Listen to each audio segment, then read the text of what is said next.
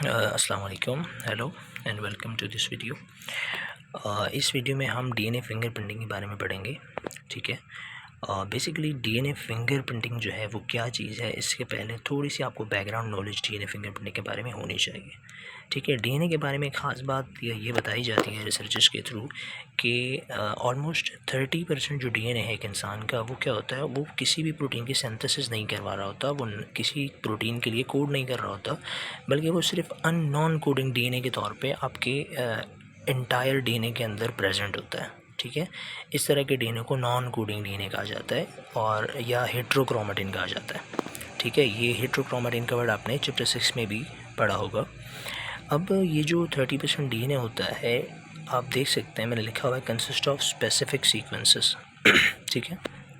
जैसे आपने पढ़ा हुआ है कि स्पेसिफिक सीक्वेंसेस होती हैं न्यूक्लियोटाइड्स की डीएनए के अंदर, तो ये वो स्पेसिफिक सीक्वेंसेस हैं। अब ये सीक्वेंसेस, इस 30% डीएनए की सीक्वेंसेस में ख़ास बात क्या है कि ये अपने आप को रिपीट कर रहे होते हैं। रिपीट कैसे कर रहे होते हैं? फॉर एग्ज़ाम्पल अगर मैं आपको बताऊं कि जैसे फॉर एग्ज़ाम्पल एक इंसान का डीएनए है, बहुत बड़ा डीएनए मॉलिक्यूल है। फॉर एग्ज़ाम्पल मैं कहता हूँ यहाँ से डीएनए मॉलिक्यूल स्टार्ट हुआ और इन केस यहाँ पे इस पूरे लेंथ में बिलियंस ऑफ जीन्स मौजूद हैं। ठीक है। बिलियंस ऑफ जीन्स मौजूद हैं। अब इस छोटे से पार्ट में क्या हुआ, अगर आप गौर से देखें तो मैं कहता हूँ इन केस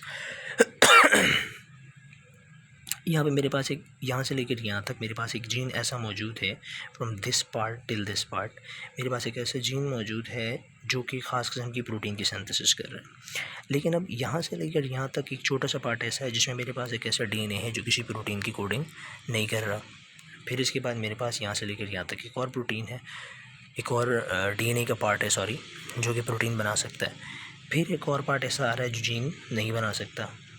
सही, जीन नहीं सॉरी, प्रोटीन नहीं बना सकता। तो इंटरमिटेंटली स्पेसेस में, कुछ स्पेसेस में, जैसे कुछ डीएनए यहाँ पे आ गया, कुछ डीएनए यहाँ पे आ गया, इस तरह ये 30% डीएनए जो है ये अपने आप को इस इंटायर डीएनए के अंदर रिपीट कर रहा होता है बार बार। ठीक है। This is what is this 30% DNA is present in your all DNA. ठीक है। ये हो गया आपका इस 30% डीएनए के बारे में। तो आप इस लाइन को अभी बखूबी इंशाल्लाह समझेंगे। रिपीटेड फ्रीक्वेंटली इन जीनोम। जीनोम का मतलब होता है entire DNA of an individual. ठीक है। एक इंसान के पूरे सेल्स के अंदर जितने भी क्रोमोसोम्स है, जितना भी डीएनए मौजूद है, उस पूरे डीएनए को जीनोम कहा जाता है। और इस जीनोम के अंदर ये नॉन कोडिंग डीएनए बार बार अपने आप को रिपीट कर रहा होता है। अब इस 30% डीएनए में एक ख़ास बात क्या है, वो ख़ास बात यह है कि ये जो डीएनए है इसकी जो सीक्वेंसेस है ना, फॉर एग्जांपल मैं कहता हूँ मेरे पास एक ऐसा 30% डीएनए में एक ऐसा डीएनए है जिसकी sequence for example A T T T है। ठीक है। तो ये जो सीक्वेंस है, ये सीक्वेंस हर एक इंडिविजुअल के लिए स्पेसिफिक होती है। ठीक है। आपकी एक नस्ल है, आपके वालिदैन, आप हो, आपके बहन भाई हो गए, उनकी ख़ास किस्म की ये सीक्वेंस होती है। ये बाकी तमाम इंडिविजुअल जो आपसे बिल्कुल अलग हैं, आपसे अजनबी हैं, उनकी सीक्वेंसेस से अलग होती है। तो इसकी मदद से आप किसी भी चीज़ को, किसी भी इंडिविजुअल को आइडेंटिफाई कर सकते हैं आसानी से। ठीक है। This non coding DNA part of human genome is very unique. मैंने यहाँ पे लिखा हुआ भी है। ठीक है। Different in different persons. ठीक है। यहाँ पे एक और टर्मिनोलॉजी आती है जो आपकी बुक में भी लिखी हुई है, उसके बारे अब वो टर्मिनोलॉजी है gel electrophoresis. Basically gel electrophoresis के बारे में भी आपको थोड़ा पता होना चाहिए। ये एक डिजिटल या यूँ कह लो कि मशीन बेस्ड, मशीनरी के ज़रिए एक मेथड, डिजिटल मशीन से, डिजिटल टेक्नोलॉजी से के ज़रिए से चलने वाला एक मेथड है जिसकी मदद से आप जो है अलग अलग किस्म के मैक्रोमोलिक्यूल, जैसे कि कार्बोहाइड्रेट्स हो गए, प्रोटीन्स हो गए, न्यूक्लियोटाइड्स हो गए, इस तरह के मैक्रोमोलिक्यूल्स को सेपरेट भी कर सकते हैं एक दूसरे से। फॉर एग्जांपल मैं कहता हूँ डीएनए जो है वो न्यूक्लियोटाइड से बना हुआ है, तो मैं उसके डिफरेंट न्यूक्लियोटाइड्स को एक डीएनए में जेल इलेक्ट्रोफोरेसिस मशीन में डालता हूँ, तो वो मुझे अलग अलग न्यूक्लियोटाइड्स निकाल कर दे देता है, उनको सेपरेट करके दे देता है। तो बेसिकली जेल इलेक्ट्रोफोरेसिस का काम ये होता है, बड़े मॉलिक्यूल्स को तोड़कर उसकी अलग अलग जिन मॉलिक्यूल से वो बना हुआ है वो मॉलिक्यूल्स आपको अलग करके दे देना। ये बेसिकली जेल इलेक्ट्रोफोरेसिस का काम होता है।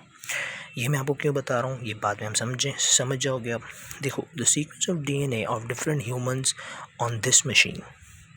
इस मशीन के ऊपर आपके पास डीएनए के टूटने के बाद जो सीक्वेंसेस आती हैं, उन सीक्वेंसेस को पहले एक नाम दिया जाता है। ये चीज़ आपको लाजमी याद होनी चाहिए। RFLPs, जिसे रिफ्लिप्स कहा जाता है। ये बेसिकली इसकी एब्रीविएशन है क्या है, यहाँ पे मैंने लिखा हुआ है रिस्ट्रिक्शन फ्रेगमेंट लेंथ पॉलीमॉर्फिज्म। ठीक, ये जो रिस्ट्रिक्शन फ्रेगमेंट लेंथ पॉलीमॉर्फिज्म्स हैं, ये बेसिकली इस ख़ास किस्म की सीक्वेंस को जो जेल इलेक्ट्रोफोरेसिस के अंदर आपको मिलती है डीएनए के टूटने के बाद, ठीक है ना। तो ये आपको मिलती है, ये जो सीक्वेंसेस है ये हर एक इंडिविजुअल के अंदर अलग होती है, ठीक है। अब क्योंकि हर इंडिविजुअल के अंदर अलग होती है, जिस तरह हम यूँ कह लो कि डीएनए जो फिंगरप्रिंट हर इंसान के अंदर अलग होते हैं ना, इसी तरह ये सीक्वेंस भी अलग आ रही है। तो सेम फिंगरप्रिंट की तरह इस सीक्वेंस को भी आप फिंगरप्रिंट के तौर पे यूज़ कर सकते हो, इसलिए इस टेक्नोलॉजी का नाम भी क्या है, डीएनए फिंगरप्रिंटिंग। ठीक है, मज़ीद नेक्स्ट वीडियो में हम इसके बारे में बात कर लेंगे।